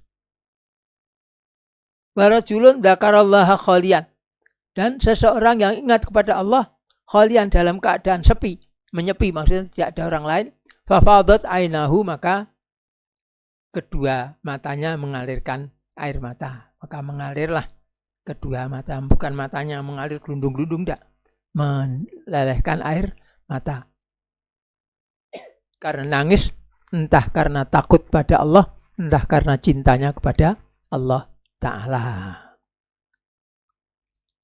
Dihitung lagi benar 7 apa tidak. Nomor 1 Imamul Adil. Nomor 2 Syabun nasa'afi ibadati Rabbih. Nomor 3 Rajulun qalbuhu mu'allaqun fil masajid. Yang keempat Rajulani tahabba fillahi istama'a alaihi wa tafarraqa alaihi. Yang kelima Rajulun talabatu imra'atun dzatu mansibin wa jamalin faqala faqala inni akhafullah. Yang ke-6 Rajulun tasaddaqa akhfa hatta la ta'lama shimaluhu ma tunfiqu yaminuhu. Yang ke-7 Rajulun dzakarallaha khalian fafadat ainahu. Tuh, 7 golongan itu. Nah, mana yang sanggup dijalani, jalanono. Kalau saya menyampaikan pada anak-anak saya, waduh nak, anak-anak ma'had itu sebagiannya sudah jadi ustadz sekarang ini. Umpama boleh Mary gitu, Mary ki apik, aku pilih Mary mbek kowe. Nah saya waktu remaja ora iso. Kamu sekarang diberi kesempatan, usia masih remaja, bisa sekarang kalau mau terus tumbuh dalam keadaan beribadah pada Allah Ta'ala, taat pada Allah Ta'ala, lakukan. Setahu saya, waktu saya remaja dulu tidak begitu, walaupun bukan dergil, bukan kok pacaran, enggak, alhamdulillah enggak pernah saya. Tapi perbuatan-perbuatan kemesuman ya alhamdulillah saya merasa diselamatkan oleh Allah Ta'ala, tidak ada. Terus apalagi yang lainnya, poso sing ora cetha gitu, enak sing ora cetha. Bapak suka, siap. Kono kuwi gaweanku. Jadi komandan upacara dulu. Yang ngono kuwi pian dulu. Jadi tidak dalam keadaan begitu. Dan tidak ada kok berpikir waktu itu saya belajar fisika, kimia itu ya, terus botani, bahasa Inggris juga, ilmu farmasi apa itu, niatnya untuk mengagungkan Allah Ta'ala itu ya enggak ada. Kayak sinau pinter, engko lulus saya nyambut gawe, gitu saja pikirannya. Saya terus terang pada waktu itu tidak ada pikiran untuk belajar untuk mengagungkan Allah, itu tidak ada waktu itu. Tidak ada kesadaran begitu. Wah, maka saya katakan upama Mary apik, aku kelem Mary mbek kowe. Awakmu apa? Nah, sehingga kalau kamu artak mereni kamu sendiri ternyata tidak begitu, rugi, kehilangan kamu. Upama saya waktu itu remaja itu ada yang mengingatkan begitu, mungkin niatan saya tidak seperti dulu lagi. Ya sudah, tapi alhamdulillah saya merasa dijoli oleh Allah karena digiring oleh Allah untuk datang ke kiai-kiai belajar al-Islam ini, Quran, hadis, sampai saya mengetahui ini. Ya belajar mantik, ya belajar usul fikih, ya belajar dari guru-guru apa itu. Nah, bukan hanya di bangku kuliah maksudnya. Di dalam itu juga keluar ke rumahnya gurunya belajar. Ikut juga. Ya, di Pak siapa, Pak Masud, di Jalan Diponegoro itu ya. Termasuk macam begitu, berusaha untuk mendekati guru-guru, dapat tambahan ilmu gitu. Nah, kembali tadi ya. Nah, terus makanya kalau saja Mary kuwi apik gitu, saya Mary pada anak-anak ini. Wis aku Mary, aku ra iso disabut wae bener rampung, astagfirullahaladzim. Tidak ada pikiran begitu saya malah. Mas justru karena saya dulu begitu terhalang begitu, maka kalau boleh saya jangan sampai anak-anak remaja itu tidak punya kesempatan untuk itu tadi. Tertipu, belajar fisika, kimia dan sebagainya bukan karena Allah. Bahwa ternyata juga sudah ada lulusan ma'had, kalau ya ternyata melanjutkan kuliah ke perguruan tinggi niatnya bukan karena Allah, ya salah ya. Hadisnya wis tak terangke kok. Mestinya dia ya karena Allah. Masa remaja itu diisi dengan ibadah pada Allah, taat, tunduk, patuh, taat kepada Allah, tidak diisi dengan hura-hura, sepak bola, keroyokan, apalagi gitu ya, atau joget-joget di jalanan, menghabiskan waktu untuk main-main gini dan sebagainya. Bukan untuk itu semuanya. Tapi tujuannya adalah untuk beribadah kepada Allah Ta'ala. Bukan untuk yang lainnya. Itu macam begitu. Ya. Nah, itu 7 amalan yang bisa dilakukan. Cuma untuk kita-kita, terutama juga yang sudah pada lulus banget, sudah ketuaan, bukan remaja lagi. Dan rasanya segala rem aja, bukan remaja lagi gitu. Remaja yang pasti dalam keadaan tumbuh, yang secara atau ilmu kesehatan Tuhan gue, ya umurnya itu sampai sekitar 20-an tahun lah. Kalau selebihnya itu sudah tidak tambah lagi, tidak tumbuh lagi. Punya kurang lebih sekian gitu. Makanya kalau umurnya masih di bawah itu, ya itu bisa mengambil kesempatan tadi. Yang lainnya bisa. Cuma kalau yang bapak-bapak laki-laki apa arep nyewa wong wadon, aku rayunan ya. Aku tak muni ngene, ra ketopraan. Anggitmu malaikat gelem nyatet niku. Nyatete ini curang ini kaya wong Solo kuwi, ra ndek ijazah, aku ndek ijazah ya. Apa ya? Malaikat harus dicurangi. Tidak bisa. Itu kan apa minta, ya Allah, ujilah aku dengan begitu. Kan ra lulus piye kowe? Kok malah sembrono. Jangan nantang aja. Ya artinya mana-mana yang bisa ditempuh. Ya, kepengin kembali lagi ke masjid. Ke masjidnya bukan karena ngungsi di rumah bising, keberbianan apa-apa. Enggak, tapi pergi karena apa? Ingin banyak zikir pada Allah Ta'ala dan sebagainya. Mana yang bisa dilakukan, silakan lakukan. Gitu. Baik, sampai di sini sebelum dilanjutkan, barangkali ada yang kurang jelas yang akan ditanyakan, silakan kalau ada. Kalau ibu-ibu dipinjami pengeras suara saja, pintunya ditutup itu khawatir, dipinjami mic saja.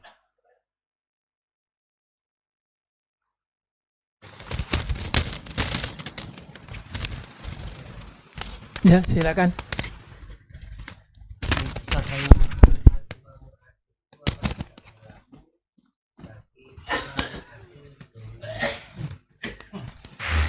Imam Adil yang darurat itu apa juga berlaku gitu? Saya tidak tahu. Yang jelas di situ tekanannya adalah pada keadilan sebenarnya. Orang yang jadi pemimpin itu untuk berbuat adil itu lebih berat daripada orang tidak jadi pemimpin. Sebab kalau pemimpin punya anak, punya istri, ya. Pas enak dum-duman harus pakai apa-apa, anaknya didisiknya, istrinya didisiknya, mungkin tidak apa-apa. Tapi anaknya dilebihi, istrinya dilebihi. Itu kan mudah sekali gitu. Karena kedekatan itu tadi ada pengaruhnya itu. Jadi tidak adil dia karena. Kan anak wong liya salah dihukum, anak dhewe salah ora dihukum. Tidak adil dia kalau begitu. Keadilan itu diajarkan oleh Islam. Adapun apakah itu berlaku untuk yang bukan Imamul A'zam, saya tidak tahu. Tapi yang jelas kalau yang bukan orang Islam seperti presiden Indonesia selama ini, karena tidak ada yang memimpin itu karena dalam din, tapi memimpin negara Pancasila, maka seadil apapun juga tidak termasuk itu. Apalagi yang saya saksikan selama ini sudah ada presiden berapa biji itu, 7 biji atau apa itu, tidak ada yang masuk dalam kategori seperti itu. Cukup. Ada lagi? Siapa tadi? Ya. Kalimat hadis qalbuhu mu'allaqun ini bagaimana? Hadis qalbuhu mu'allaqun ini khusus masjid atau juga musola? Kan ada orang yang jauh dari masjid tapi enggak, kalau yang disebutkan masjid biasanya ulama mengatakan yang dinamakan masjid itu adalah tempat yang digunakan untuk sholat Jumat. Ya. Sholat 5 kali dan Jumat. Sebab kalau masjid diartikan dengan yang lain, wajhu liyal ardu masjidan, wah wis semalam muka bumi ini kabeh tadi gitu ya. Jadi masalahnya bukan pada tempatnya, tapi untuk banyak ingatnya kepada Allah Ta'ala. Sehingga yang tidak berada di masjid tapi berusaha untuk banyak ingat pada Allah Ta'ala mendapat keutamaan. Tapi apakah seperti ini, saya tidak berani mengatakan. Ya, tidak berani mengatakan iya, itu maksud saya. Cukup? Ada lagi? Sudah tidak ada, kita lanjutkan hadis berikutnya ya. Hadis yang ke-63.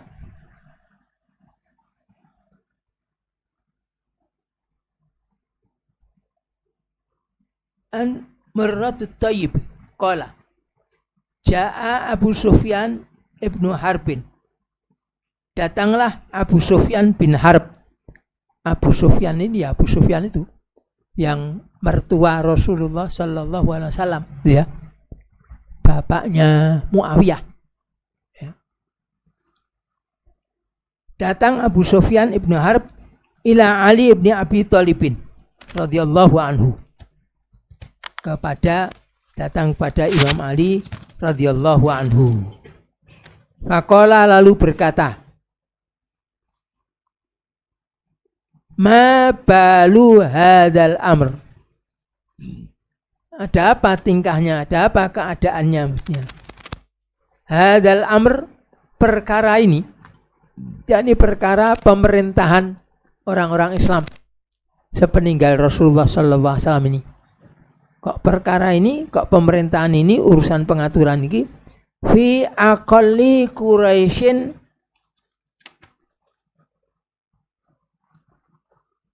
paling sedikitnya orang Quraisy, kilatan, tentang jumlahnya, wa azalliha dillatan, dan paling rendahnya, serendah-rendahnya. Maksudnya ini yang dimaksud adalah Abu Bakar Siddiq radhiyallahu anhu. Kata Abu Sufyan bin Harb, Abu Bakar itu apa? Kabilahnya dia orang Quraisy, ya, tapi bukan orang Quraisy yang terkenal. Sukunya dia itu suku yang tidak terkenal, jumlahnya sedikit saja orangnya. Orangnya sedikit, kedudukannya paling rendah, bukan yang misalnya bangsawan apa gitu loh. Kalau orang Jawa ya, bangsa Raden apa Raden Mas apa Raden Panji, ini tuh kelompok petani atau kelompok tukang becak gitu kira-kira kalau zaman sekarang. Kok macam begitu itu loh. Ya. Yani Abu Bakar itu kan tidak ada tidak ada kehebatan dari sukunya, keluarganya itu.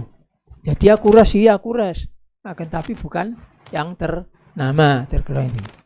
Itu kata Abu Sufyan kepada Imam Ali. Yakni Abu Bakar, maka yang dia maksudnya adalah Abu Bakar.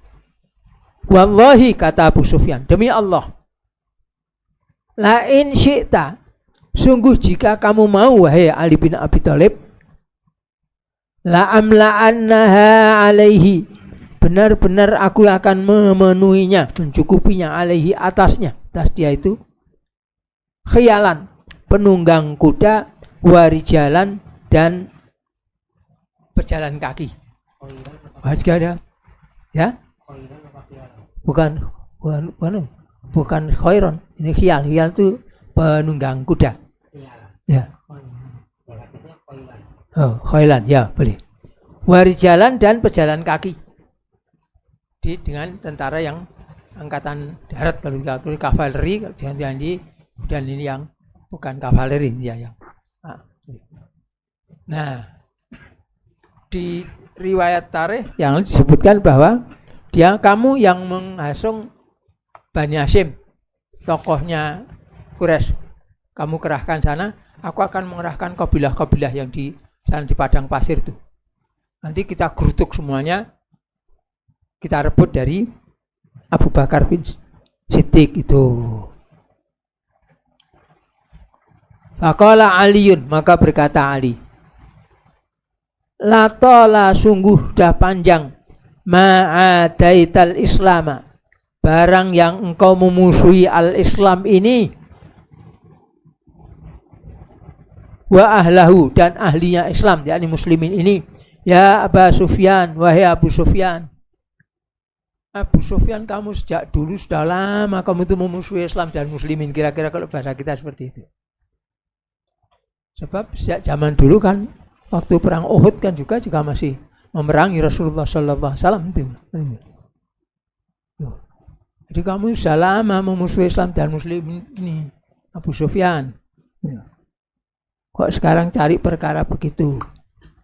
Falam yadurruhu dzalika syai'an. Maka itu karena lam yadurruhu, yakni fa sababiyah. Sebab itu tidak memadaratkan dia, dzalika yang demikian itu syai'an sesuatu pun. Jadi tidak ada masalah apa-apa loh dengan dia. Abu Bakar jadi pemimpin, tidak ada masalah. Ya, dia tidak menyebabkan bingung dan dia juga tidak jadi bingung. Dia harus minta tolong pada naga 9 dan sebagainya, tidak usah, dia bisa sendiri kok. Bagaimana kamu itu?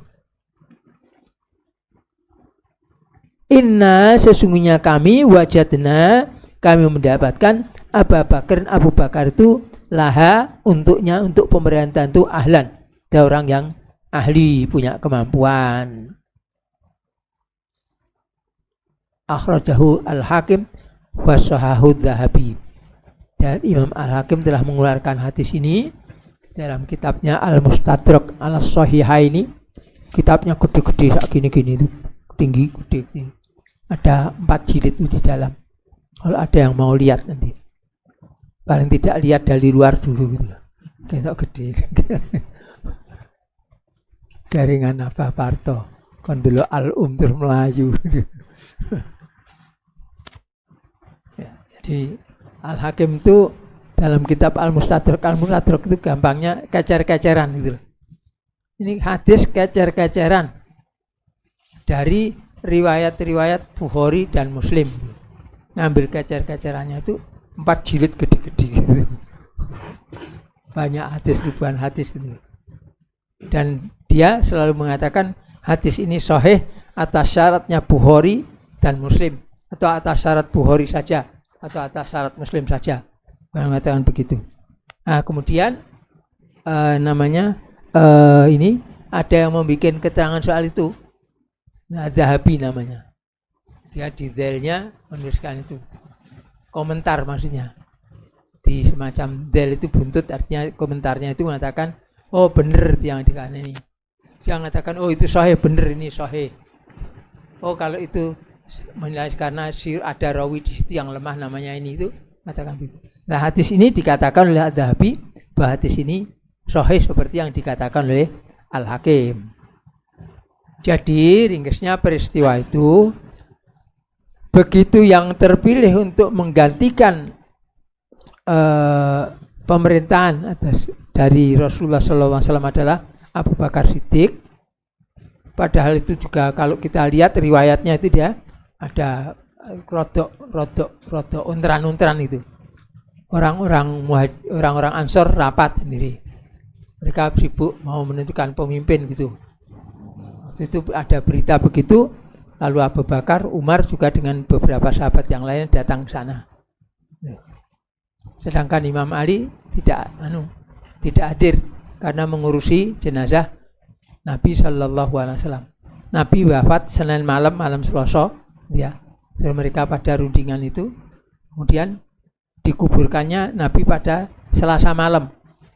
Nah, cara Islam ngitungnya itu karena wafat beliau itu asar waktu sore, maka wafat asar waktu sore. Asar hari Senin maksud saya. Asar waktu Senin masih harinya hari Senin. Maka Senin dihitung Senin. Terus sampai Selasa 2 hari. Kemudian Selasa karena menguburnya sesudah maghrib, sudah masuk hari Rebu. Maka dikatakan dikuburkan hari Rebu. Sehingga dihitung dikuburkan pada hari ketiga. Lalu orang tidak tahu dikatakan disimpan selama 3 hari. Padahal kurang lebih menimpalnya itu paling jauh itu cuma 36 jam saja. Tapi saya kira kurang dari itu sedikit. Ya. Tapi dikatakan 3 hari gitu. Sehingga tidak apa-apa. Mayat itu disimpan dulu sampai biar tunggu anak yang dari Tokyo datang misalnya gitu. Yang dari Oklahoma juga belum datang gitu. Itu tidak ada alasan sebenarnya. Baik, enggak soal lain ya. Nah, jadi begini, begitu diangkat, waktu itu malah sempat juga Imam Ali karena tidak hadir pada sana, jadi tidak ikut membaiat Abu Bakar. Sampai kemudian menurut sebagian riwayat baru sekitar 3 bulan kemudian itu Imam Ali juga datang ke Masjid Nabawi membaiat Abu Bakar Siddiq radhiyallahu taala anhu sebagai Khalifatul Rasulullah sallallahu alaihi wasallam. Itu macam begitu. Nah, sesudah ada begitu, ontran-ontran ini si enek sing ora trimo arepane. Di antaranya Abu Sufyan tadi ngojo-ojoi Imam Ali untuk memberontak. Gampangnya saja begitu akan ditopang. Nanti berontak, kita menang, kita jatuhkan, dia pengikutnya sedikit, kabilahnya sedikit, mau ngelawan tidak berani. Kabilah-kabilah kita lebih banyak, lebih besar. Kerutuk wae. Itu turunkan, pendukungnya sedikit saja. Terus ganti, kamu yang naik, gitulah. Itu maksudnya si siapa Abu Sufyan seperti itu. Sehingga dalam soal ini juga kalau saya tidak sepakat dengan apa yang dipakai oleh kalangan saudara-saudara kita dari kalangan Syiah, bahwa yang berhak harusnya Imam Ali. Kalau toh misalnya dianggap berhak, Imam Ali ikut baiat kok, membaiat Abu Bakar kok.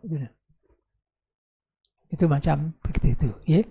Jadi kembali pada pokok ini, sampai pada peristiwa ini Muawiyah atau Abu Sufyan tentunya grup dengan anaknya Muawiyah itu yang dianggap sebagai paling memusuhi Imam Ali, ternyata malah datang pada Imam Ali. Tapi Imam Ali malah justru berpihak atau membela pada Abu Bakar Siddiq. Bukan masalah apa, karena memang dia yang berhak pada waktu itu dibaiat sebagai khalifah Rasulullah Sallallahu Alaihi Wasallam.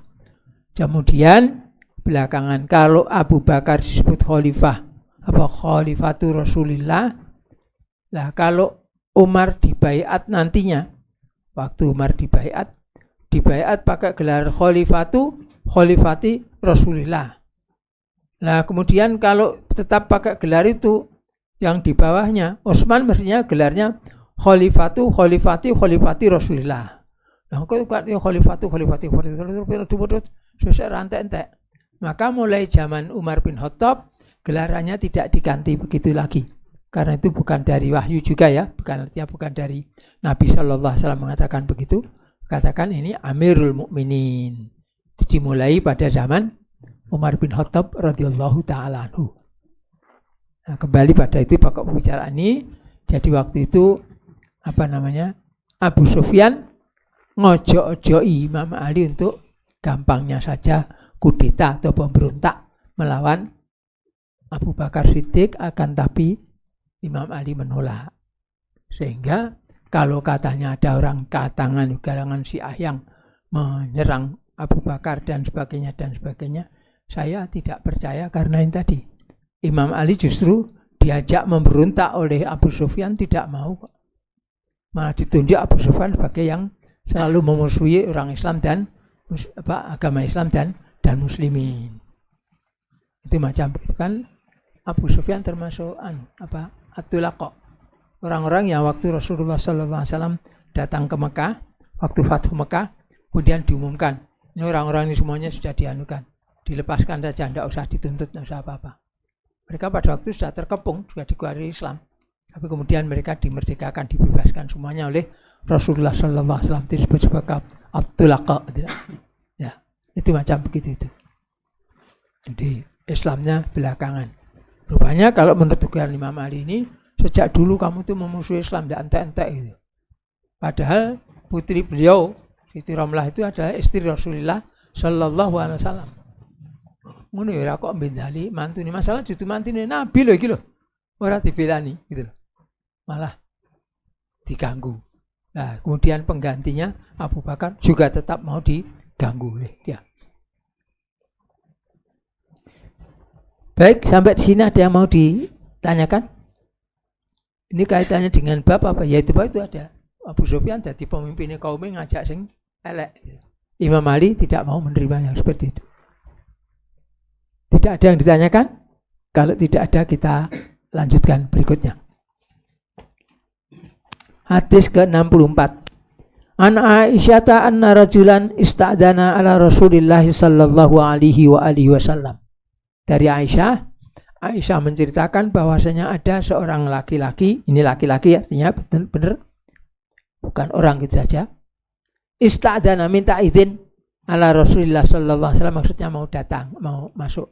Assalamualaikum, adkhulu. Assalamualaikum. Boleh masuk saya? Gitu ya. Tanya begitu.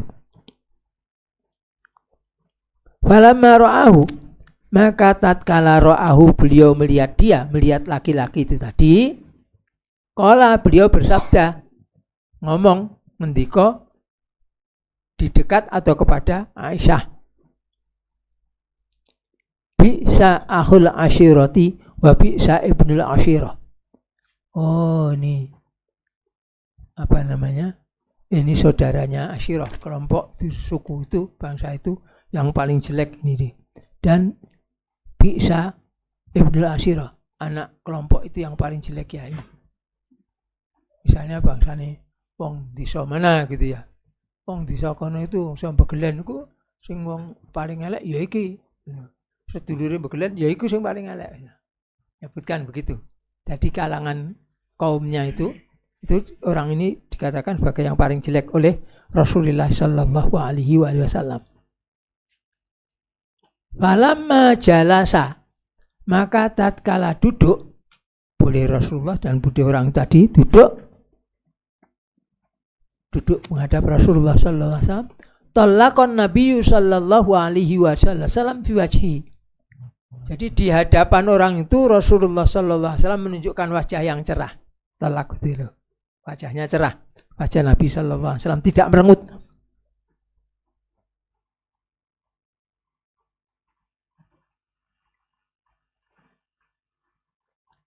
Karena sudah dia tidak tidak merengut lagi.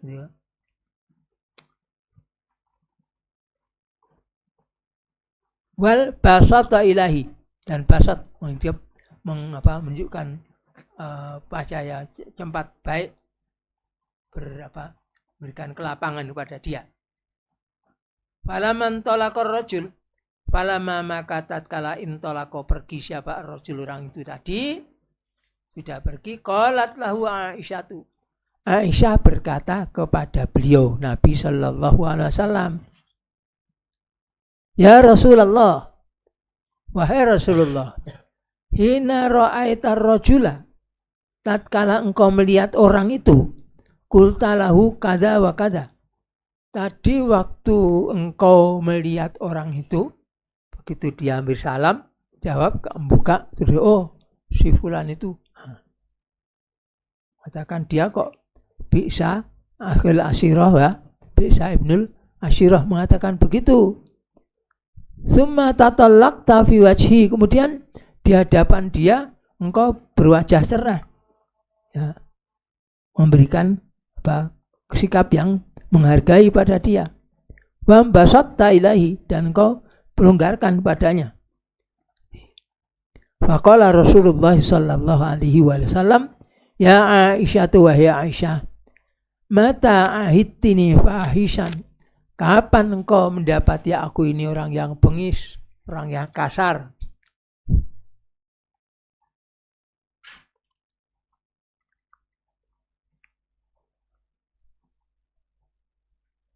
Inna syarran nasi, sesungguhnya paling jeleknya manusia, indallahi, di hadapan Allah.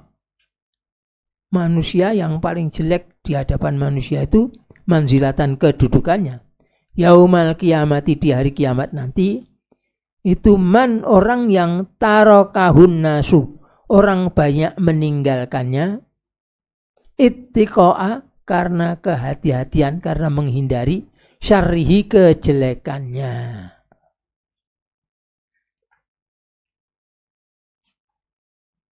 Jadi ini tatkala Rasulullah Sallallahu Alaihi Wasallam baru melihat, mengatakan, wah iki wong sing paling elek ke suku kae iki, anaknya paling elek ya iki wong iki, anak yang paling jelek, anak yang keluarga yang paling jelek dari suku itu ya ini orang ini tadi. Tapi waktu jawabannya baik-baik saja dihadapi. Ada perlu apa gini, perlu apa kabarnya gitu, kalau cara sini banyak ya. Nah waktu orang itu sudah pergi, Sayyidatina Aisyah bertanya, kok begitu, kenapa tadi? Lalu Rasulullah Sallallahu Alaihi Wasallam menyatakan bahwa orang yang paling jelek kedudukannya di hadapan Allah, yakni ya orang seperti tadi. Itu orang banyak itu menyingkiri dia karena khawatir kena kejelekannya. Dan ini juga dalam sikap begitu, kita bersikap pada dia yang baik daripada nanti kita kena akibat yang buruk. Karena kalau tidak begitu nanti keluar terus ditomong sing ora-ora.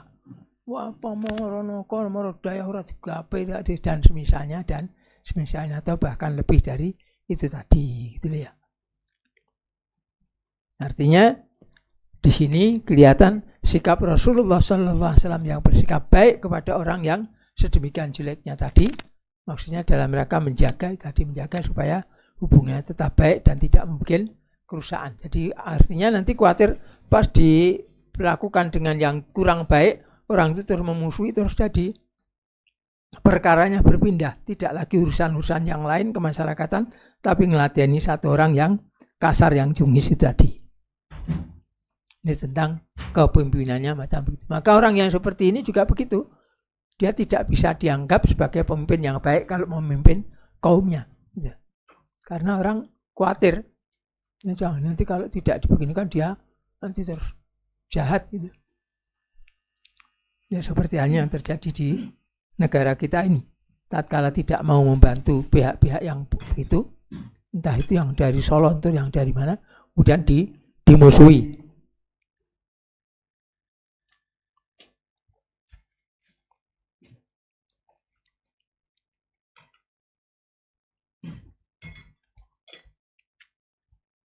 Makanya kalau kita kemudian dijadikan jadikan pemimpin, ya jangan sampai mempunyai kedudukan atau sifat seperti tadi. Ya. Karena itu akan merugikan kita sendiri. Di hadapan Allah kita tidak akan dapat pahala karenanya. Ya, kalau pemimpin harus memperhatikan keadaan rakyatnya. Jangan rakyatnya sampai merasa ketakutan. Ketemu salah tendang aku gitu dan sebagainya. Ada pabrik jangan sampai ketahuan gitu punya pabrik, nanti dirampas kalau ketahuan pabrik itu. Wah, itu kekuatan seperti itu menunjukkan bahwa pemimpinnya tadi pemimpin yang sangat jelek, karena orang khawatir kepada kejahatannya, keburukannya. Nah, di hadapan Allah jadinya dia itu orang yang paling buruk kedudukannya. Sehingga kalau ada pemimpin seperti itu, ya itulah pemimpin yang jahat, kepemimpinan yang jelek. Dan seperti untuk kita, seperti saya katakan tadi, kalau kita kebetulan jadikan pemimpin, jangan sampai bersikap seperti itu tadi. Orang ketakutan karena sikap kita yang tidak benar, yang semaunya sendiri. Tapi kita bersikap tegas, tapi tetap dalam aturan al-Islam, maka ketegasan kita tidak menjadikan pribadi kita yang ditakuti, tapi adalah aturan Allah yang ditakuti.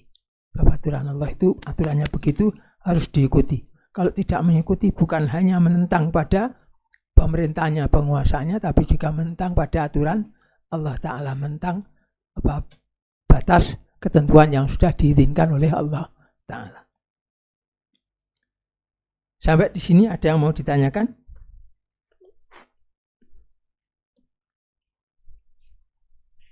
Tidak ada? Ya. Ucapan bisa aku akhirati wa bisa ibnu akhirat. Apa itu termasuk tidak ghibah? Ditanyakan, Rasulullah SAW mengucapkan perkataan seperti itu. Bisa itu Rasulullah SAW untuk menyatakan ini pelajaran buruk orang tadi. Kalau tiba-tiba Rasulullah pidato, siapa yang akan kena? Apa yang dia katakan oleh Rasulullah SAW tadi adalah pelajaran untuk Aisyah tadi. Ada manusia-manusia tertentu yang seperti itu. Apakah itu tidak termasuk ghibah? Ghibah yang diperlukan untuk munculnya syariat ini tadi. Sehingga itu tidak termasuk dalam perkara ini. Kalau saja yang dilakukan Rasulullah SAW itu salah, niscaya turun wahyu untuk menegur apa yang dilakukan oleh Rasulullah SAW itu tadi. Cukup? Ada lagi? Tidak ada? Kita lanjutkan. Masih ada waktu ya.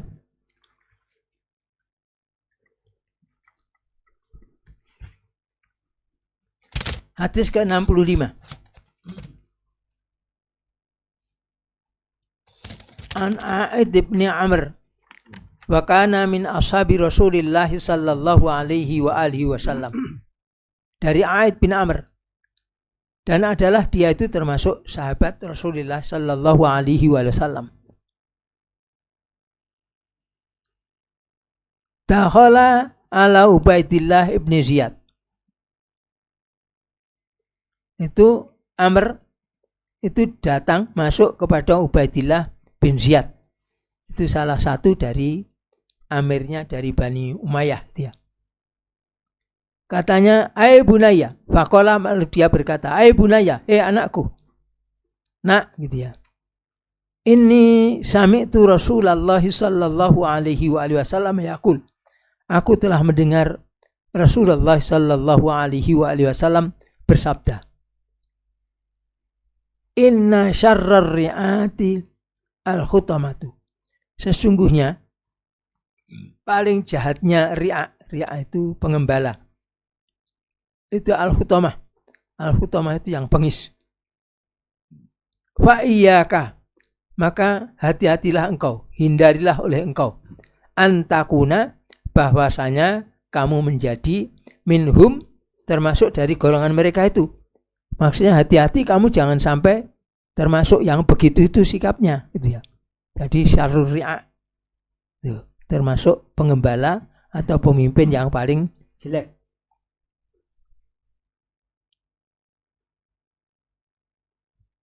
Faqala lahu, lalu berkatalah siapa Ubaidillah bin Ziyad ini, yang termasuk orang bengis ini.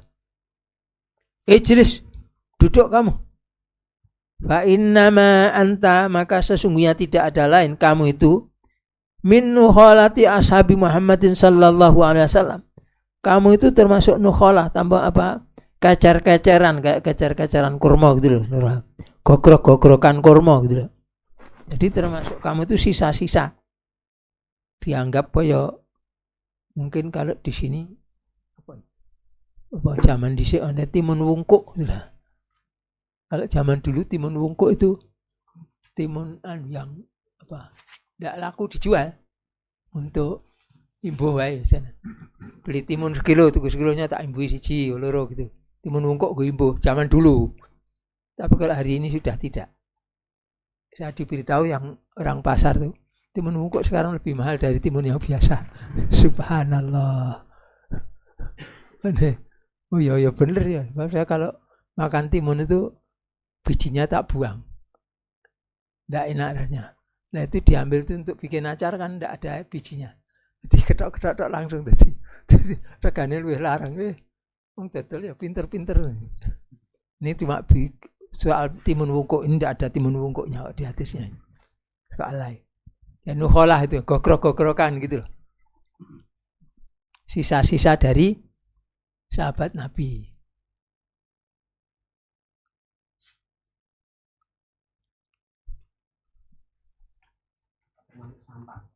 Ya. Oh bukan sampah. Bukan sampah artinya. Terus berkata, jadi hal kanat lahum nukholah, apakah ada di kalangan mereka nukholah, gogrok-gogrokan? Apa gogrok-gogrokan bahasa Indonesianya Pak? Ya sisa-sisa gitulah saja, bukan barang yang penting itu. Sisa-sisa begitu. Innama kanatin nukholatu, sesungguhnya adalah sisa-sisa itu hanya ba'dahum, sesudah mereka itu sisa-sisa, sudah para sahabat itu. Wa fi ghairihim, dan pada selain mereka itu, selain para sahabat. Kalau sahabat semuanya itu tidak ada yang merupakan sisa-sisa. Artinya kan ditutupnya kamu barang itu masuk sing nukholah kuwi malah gitu. Bukan yang saya ini. Karena maka dia sudah umurnya lebih tua, sahabat Nabi ini anggap itu kepada anak udah ger tuh. Nak gitu ya gitu. Saya teringat di Indonesia itu soal lain itu. Waktu itu Master Kasman Singodimojo itu bekas menteri kehakiman, menteri Jaksa Agung. Kemudian karena kasus Masumi disidang waktu dia bacakan pledoi dan mengatakan dia manggil Ananda Jaksa Ananda Hakim. Nah, karena umurnya jauh di bawah beliau dan ini bekas menteri kehakiman, yang ini masih jaksa sama hakim di tingkat pengadilan negeri. Itu sampai begitu tadi. Nah, kurang lebih seperti itulah gambarannya. Ini sahabat Nabi kan. Tapi diajak loh, apa gogro-gogro kan sahabat orang gitu. Dan yang ada gogro-gogro kan nukholah itu bukan di kalangan sahabat, enggak. Itu yang sesudah para sahabat dan sudah apa dan selain sahabat itu ada yang itu. Artinya kalau diucapkan itu termasuk kowe barang ini gitu loh. Itu ada nukholah kalau sini. Itu macam begitu tadi. Maksud saya ini kaitannya dengan kepemimpinan ini itu jangan sampai menjadi pemimpin seperti yang dinasihatkan tadi. Jangan sampai kamu termasuk dalam golongan mereka itu ya. Mereka yang kasar berbuat kepada rakyatnya, buruk berbuat pada rakyatnya, bukan malah bersifat penyayang yang membantu melindungi rakyatnya. Jangan sampai bersikap seperti yang tadi, yang bengis tadi. Sebab memang juga ada waktu itu apa yang dari kebengisan apa kepada para ulama juga. Kalau kita lihat seperti Imam Malik, Imam Nasai apa itu kan disiksa, dicancang, disabeti. Imam Nasai itu disabeti sampai dia juga mungkin yang dia pikirkan cuma khawatir kalau sarungnya melotrok. Dia tidak mikirkan badannya sakit dicabeti, tapi dia mikirkan lebih takut kalau sarungnya itu melotrok sehingga kelihatan kemaluannya daripada tubuhnya sakit seperti itu. Sampai macam begitu. Di antaranya karena mereka mengatakan bahwa kalamullah Al-Quran itu makhluk. Jangan para ulama ini tidak mau mengatakan begitu. Demikian juga Imam Syafi'i juga begitu. Termasuk Imam Syafi'i dituduh sebagai orang Syiah. Kemudian sampai Imam Syafi'i mengatakan, kalau kecintaan saya kepada Ahlul Bait itu, dengan sebab itu kamu bilang saya ini Syiah. Saksikan, saya ini memang orang Syiah. Kalau kecintaan kepada Ahlul Bait itu dianggap sebagai Syiah, ya saya memang orang Syiah gitu. Walaupun saya di negeri ini tidak sampai ngomong yang seperti itu, karena nanti kalau ngomong begitu itu mereka pelintir lagi lain lagi. Kalau saya lebih enggak diam saja. Nah, sudah demikian ngawurnya sampai tadi kebetulan ada tamu. Saya tanya, kita kenal Pak Janwir. Oh ya, Janwir lah. Saya terangkan Pak Janwir Koto itu. Dulu saya kenal pangkatnya masih di Surabaya Mayor Angkatan Laut itu. Pindah Jakarta. Ya, di Jakarta sudah lama berhenti dari sana. Berdua gitu baru ngomong-ngomong. Ada orang datang yang katakan, oh itu Ustaz. Oh saya sudah kenal dia, saya bilang itu. Saya tahu dia itu orang. Ini tidak ada Ustaz Supriyono. Temannya Ustaz Supriyono. Ustaz Supriyono tahu benar orang itu. Ya. Nah, sudah begitu dia masuk sampai pintu kami duduk ini. Oh saya sudah kenal ini kok gitu. Terus habis itu terus duduk. Saya tanya dari mana ini? Dari Solo Ustaz. Solo. Ya. Saya tahu dia bukan orang Solo, orang Jember. Jember agak ke sana lagi dekat Banyuwangi itu. Kenal bahasa Osing barangkali. Saya pura-pura tidak tahu saja. Mengatakan, asli Solo ya Dek ya. Padahal saya tahu dia bukan orang Solo. Oh enggak, saya cuma lewat saja. Oh berapa? Semalam di sana? Dua pekan gitu. Oh lama juga ya di sana ya. Tahu jadi sekarang musim apa di Solo? Oh Solo sekarang di musim Syiah. Oh ya? Apa maksudnya musim Syiah? Itu Ustaz Mudakir yang di Gumuk itu ngajarkan Syiah. Jadi kita nanti mula-mula diajarkan Quran sama Bukhari. Tapi nanti kalau sudah khusus itu masuk diujar khusus diajari Syiah gitu loh. Jadi Anda pernah masuk ke majelis khususnya? Oh, enggak gitu loh. Itu katanya Ustaz-Ustaz yang di sana di Solo sana. Nah Ustaz-Ustaz ini pernah masuk itu masuk. Wah, enggak tahu saya. Gitu loh. Oh gitu. Nah, Anda di antaranya itu. Anda kok tahu dia Syiah itu apanya? Sudah pernah belajar sama dia itu kenapa? Enggak. Gimana? Dulu waktu di Surabaya itu saya kenal banget saya sundang untuk ngisi ceramah-ceramah. Padahal enggak pernah itu. Oh, jadi dari ceramah-ceramah dia, Anda tahu kalau dia itu Syiah gitu. Oh enggak. Pada waktu itu masih ahli sunnah gitu. Tapi sesudah terus sekarang jadi. Nah ini yang punya rumah itu sampai 2 kali gini buka pintu kamarnya seolah-olah ngomong sama bininya tuh, dasar tolol, buka mata kamu, Dengan siapa kamu bicara? Sembarangan bicara gitu loh. Yang di sini tidak merasa kalau kalimat itu ditujukan pada dia. Sudah seperti ngomong pada istrinya gitu loh. Sampai 2 kali pegang itu loh, gitu lagi. 2 kali. Oh, dasar tolol gitu loh. Tidak mau menggunakan akalnya gitu loh. Sembarangan ngomong gitu. Macam begitu. Sampai pisahan itu barangkali perbedaan saya dengan orang lain. Kalau saya bisa bersikap begitu. Sampai pisah, dia tidak tahu siapa saya. Entah sesudahnya. Apalagi kalau kemudian sekarang kan sudah banyak foto ya, jadi tidak. Tapi sempat tanya juga sebenarnya, mungkin agak penasaran. Lah Ustadz ini dari mana? Saya dari Rawamangun itu. Karena saya dari saudara saya, almarhum Pak Musli itu di Rawamangun itu. Saya tinggal Rawamangun itu. Waktu itu di sana di Condet Kampung Tengah tempatnya Pak Janwir itu. Nah, terus sekarang di mana? Sekarang bersama Anda duduk di sini gitu kok gitu. Jadi dia enggak gitu, begitu tuh. Isyarat untuk menghindar itu dia enggak paham. Itu ya gitu. Itu sampai bisa enggak tahu. Itu macam begitu itu. Demikian juga banyak orang yang menuduh-nuduh padahal bertemu dengan saya pun belum pernah. Apalagi bertukar pikiran. Mungkin pernah lihat rupa saya ya dari kejauhan apa duduk berdampingan belum pernah. Nah, tapi sudah nuduh macam-macam, sudahlah. Nanti di akhirat saja. Dengan catatan sudah waktu itu ada dahsyatnya tuduhan gitu. Ada yang Ustaz, gini saja Ustaz, bikin surat kuasa untuk saya. Tuntut ke pengadilan saja Ustaz. Jangan tidak pakai kira. Enggak Ustaz. Nanti kita tuntut, nanti sudah kena kita tuntut ganti rugi. Duitnya banyak itu Ustaz.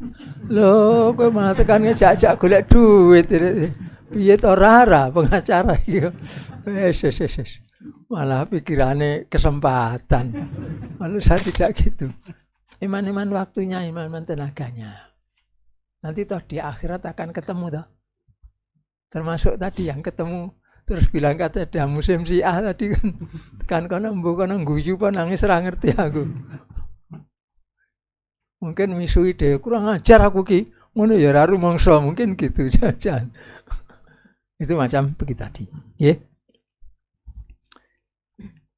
Baik, kalau tidak ada yang dipertanyakan lagi, saya kira ini sudah cukup dekat. Ya, silakan. Upama yang di ayat di hadis ini apa ada kaitannya dengan upama yang ada di Al-Quran? Tidak. Jadi kalau maknanya sama saja itu bukan apa keanuan yang kerusakan yang luar biasa gitu maksudnya begitu. Kemarahannya. Dukung dakwah ini terus mengudara. Kajian gratis ini berjalan atas izin Allah dan dukungan tulus dari Anda. Bersama kita sebarkan kebaikan seluas-luasnya. Yuk jadi bagian dari tim kebaikan kami dengan mendukung operasional dakwah. Jazakumullahu khairan katsiran.